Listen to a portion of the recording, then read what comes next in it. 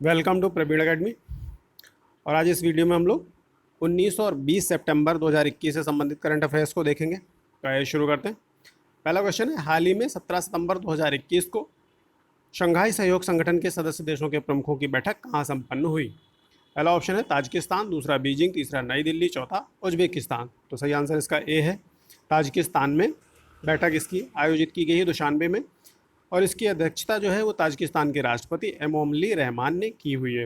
SCO के बारे में बात करते हैं। यह एक स्थायी अंतर सरकारी अंतर्राष्ट्रीय संगठन है और इसकी स्थापना 2001 में शंघाई में की गई थी। इसके संस्थापक सदस्यों की बात करें तो कजाकिस्तान, ताजिकिस्तान, किर्गिस्तान, चीन और रूस थे। 2021 में उज्बेकिस्तान इसमें शामिल हुआ।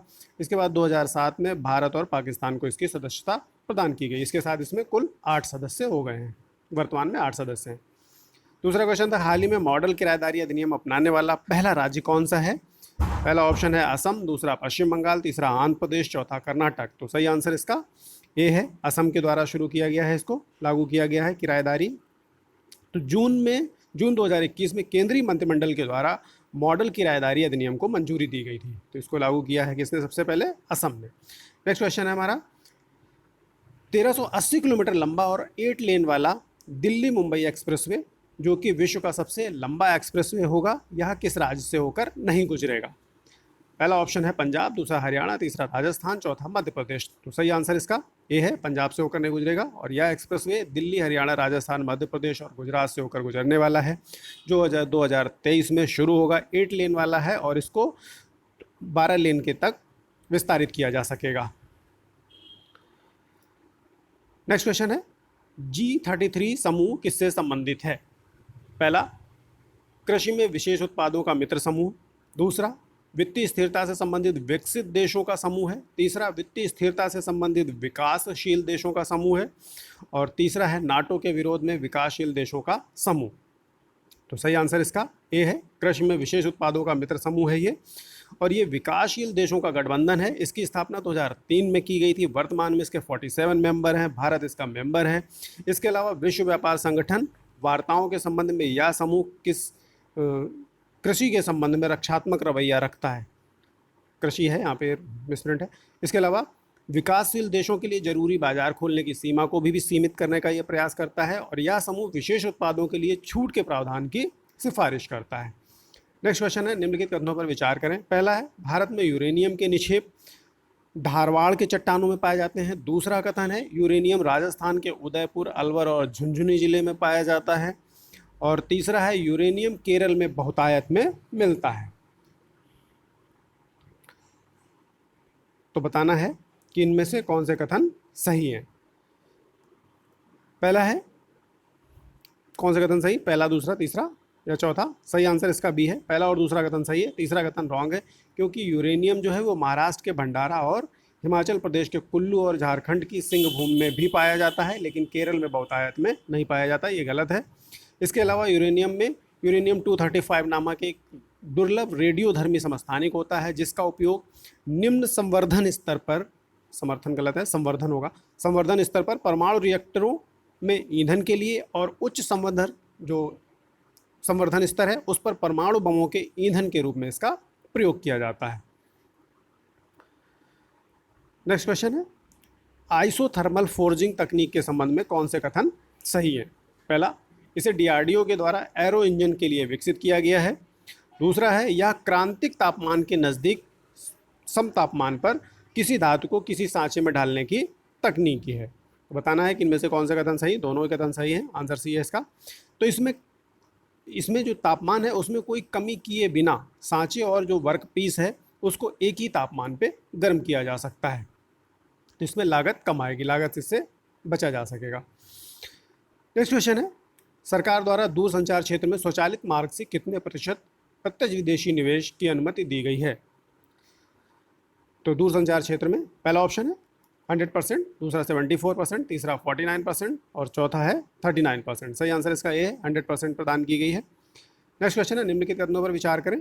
पहला कथन है, नीति आयोग ने भारत के 112 आकांक्षी जिलों के बच्चों को तकनीकी संचालित शिक्षण कार्यक्रमों तक निःशुल्क पहुंच प्रदान करने के लिए बायजूस के साथ एक पहल शुरू की है। दूसरा कथन है, इन जिलों के सरकारी स्कूलों के कक्षा 6 से 12 के जो छात्र हैं इनको बायजूस कंपनी के प्रीमियम लर्निंग रिसोर्सेज तक मुफ्त पहुंच मिलेगी। तो बताना है इनमें कौन से कथन सही है। दोनों ही कथन सही है, आंसर इसका सी होगा। नेक्स्ट क्वेश्चन है, टंगानिका झील के संबंध में कौन से कथन सत्य हैं। पहला, यह विश्व की सबसे लंबी मीठे पानी की झील है। और दूसरा, रूस के बाद, जो रूस में बैकाल झील है उसके बाद दूसरी सबसे गहरी झील है। और तीसरा कथन है, यह झील 4 देशों बुरुंडी, कॉन्गो लोकतांत्रिक गणराज्य, इथियोपिया और जिम्बाब्वे में विभाजित है। तो बताना है कि इनमें कौन से कथन सही है। पहला और दूसरा कथन सही है, आंसर इसका बी होगा। तीसरा कथन रॉन्ग है, क्योंकि यह झील बुरुंडी, कॉन्गो लोकतांत्रिक गणराज्य, तंजानिया और जाम्बिया में है, ना कि जिम्बाब्वे और इथियोपिया, इसलिए तीसरा कथन रॉन्ग था। नेक्स्ट क्वेश्चन है, समुद्र शक्ति अभ्यास भारत और इंडोनेशिया के बीच 20 सितंबर 2021 से शुरू हुआ। यह कहाँ आयोजित किया जा रहा है। पहला, बंगाल की खाड़ी, दूसरा दक्षिण चीन सागर, तीसरा है सुंडा जल डमरू मध्य और चौथा पापुआ की खाड़ी में। तो सही आंसर इसका सी है, सुंडा जल डमरू मध्य में इसको किया जा रहा है। इसके अलावा इंडोनेशिया के साथ में गरुड़ शक्ति सैन्य अभ्यास भी भारत करता है। वहीं जो गरुड़ अभ्यास है वो भारत और फ्रांस के बीच होता है। तो गरुड़ शक्ति इंडोनेशिया के साथ और गरुड़ अभ्यास भारत और फ्रांस की वायुसेना के बीच होता है। तो ये हमारा 19 और 20 सितंबर से संबंधित करंट अफेयर्स कंप्लीट हुए। आइए क्विक रिवीजन कर लेते हैं इसका। पहला क्वेश्चन था हमारा कि 17 सितंबर 2021 को एससीओ के सदस्य देशों की बैठक कहाँ हुई है। तो ताजिकिस्तान के दुशानबे में बैठक हुई है। अध्यक्षता इसकी किसने की है। तो ताजिकिस्तान के राष्ट्रपति एमोमली रहमान ने की हुई है। और 2001 में इसकी स्थापना कहाँ हुई थी, शंघाई में हुई थी। भारत इसका मेंबर है, कुल 8 सदस्य हैं इसमें। नेक्स्ट क्वेश्चन था कि हाल ही में मॉडल किराएदारी अधिनियम अपनाने वाला पहला राज्य कौन सा है। तो असम पहला राज्य है और जून 2021 में केंद्रीय मंत्रिमंडल ने मॉडल किराएदारी अधिनियम को मंजूरी दी थी। इसके अलावा 1380 किलोमीटर जो लंबा 8 लेन वाला दिल्ली मुंबई एक्सप्रेस वे है वो किस राज्य से होकर नहीं गुजरेगा। तो पंजाब से नहीं गुजरेगा, ये हरियाणा, राजस्थान, मध्य प्रदेश, इसके अलावा गुजरात से होकर गुजरेगा। 2023 में ये शुरू होने की संभावना है। नेक्स्ट क्वेश्चन था हमारा G33 समूह के बारे में, किससे संबंधित है। तो कृषि में विशेष उत्पादों का ये मित्र समूह है और ये विकासशील देशों का गठबंधन है। स्थापना इसकी 2003 में हुई थी। इसमें 47 मेंबर हैं, भारत भी इसका मेंबर है। नेक्स्ट क्वेश्चन था हमारा, निम्नलिखित कथनों पर विचार करें। पहला कथन था कि भारत में यूरेनियम के निक्षेप जो है धारवाड़ के चट्टानों में पाए जाते हैं, सही था, धारवाड़ के चट्टानों में पाए जाते हैं। दूसरा कथन था कि यूरेनियम जो है वो राजस्थान के उदयपुर, अलवर और झुंझुनू जिलों में पाया जाता है, तो ये भी सही था। और तीसरा था कि केरल में बहुतायत में यूरेनियम मिलता है, तो ये गलत था। इसके अलावा यूरेनियम के जो भंडार हैं वो हिमाचल प्रदेश के कुल्लू, झारखंड की सिंहभूम में भी पाए जाते हैं। नेक्स्ट क्वेश्चन था हमारा आइसोथर्मल फोर्जिंग तकनीक के संबंध में। तो इसे डीआरडीओ ने विकसित किया है, एरो इंजन के लिए इसको विकसित किया गया है। इसके अलावा क्रांतिक तापमान के नज़दीक जो सम तापमान है उस पर किसी धातु को किसी सांचे में ढालने की ये तकनीकी है।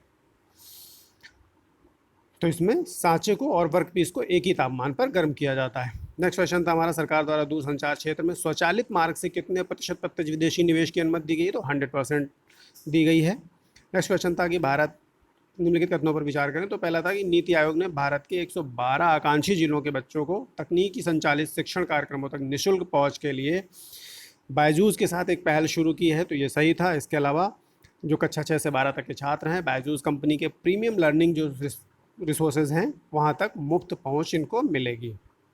नेक्स्ट क्वेश्चन था टंगानिका झील के बारे में, तो कौन से कथन सही है। तो यह विश्व की सबसे लंबी मीठे पानी की झील है, पहला सही था। इसके अलावा रूस में बैकाल झील के बाद ये दूसरी सबसे गहरी झील है, ये भी सही था। इसके अलावा ये 4 देश जो थे बुरुंडी, कॉन्गो लोकतांत्रिक गणराज्य, ये दोनों सही थे, इनमें विभाजित है। लेकिन इथियोपिया, जिम्बाब्वे सही नहीं था, क्योंकि इसकी जगह पे जाम्बिया और तंजानिया था। तो बुरुंडी, कॉन्गो लोकतांत्रिक गणराज्य, तंजानिया और जाम्बिया में विभाजित है ये टंगानिका झील। नेक्स्ट क्वेश्चन था समुद्र शक्ति अभ्यास के बारे में, जो भारत और इंडोनेशिया के बीच में शुरू हुआ गया 20 सितंबर से। कहाँ हो रहा है इस समय, सुंडा जल डमरू मध्य में हो रहा है ये। इसके अलावा इंडोनेशिया के साथ में गरुड़ शक्ति सैन्य अभ्यास भी भारत करता है। वहीं जो गरुड़ अभ्यास है वो भारत और फ्रांस की वायुसेनाओं के बीच में होता है। हमारा क्विक रिवीजन कंप्लीट हुआ। Thank you.